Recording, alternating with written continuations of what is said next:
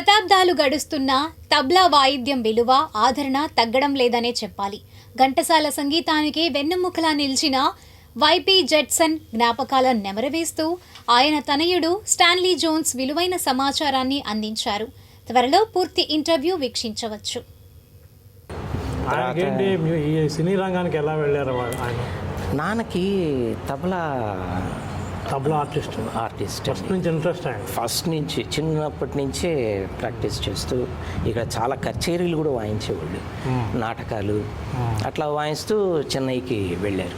సుమారు ఆ ఇయర్ చెప్పగలుగుతారా? 60s వెళ్ళారండి. 1960s అంబిషన్తో ఆయన చెన్నై వెళ్ళారు. అవునండి.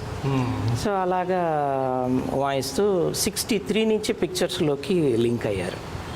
అంత ఈజీ కాదు కదా, ఎలా లింక్ అవ్వగలిగారు ఆయన? మరి ఆ టైంలో కూడా పాలిటిక్స్ ఉండినాయండి. అదే ఫస్ట్ పిక్చర్ ఏదో విష్ణు మాయ అని మా బాబాయ్ ద్వారా తెలిసింది. వైపి ప్రసాద్ గారు మా బాబాయ్. ఆయన ద్వారా తెలుసుకున్నాను విష్ణు మాయకి. ఆయన తబలిస్ట్ అండి. మల్లేశ్వరరావు గారు మ్యూజిక్ డైరెక్టర్ దానిలో. తర్వాత నర్తనశాల, ఎన్టీఆర్ నర్తనశాల. అవునండి. ఈ నర్తనశాలలో అయితే దానిలో పాటలు మ్యాక్సిమం సోలోనే, నాన్న తబలా క్లియర్గా క్లారిటీగా వినపడతాయి. ఓకే. తర్వాత ఇంకా ఘంటసాల గారితో బాగా హత్తుకుపోయి ఇంకా ఘంటసాల గారి ప్రోగ్రామ్స్ కానీ మ్యూజిక్ డైరెక్షన్లో కానీ చాలా పిక్చర్లు ఆయనకి వాయించారు. ఇంకా ఘంటసాల గారికి కుడి భుజం అంటే ఇంకా మా నాన్నగారు వైపీ జెట్సన్ గారు.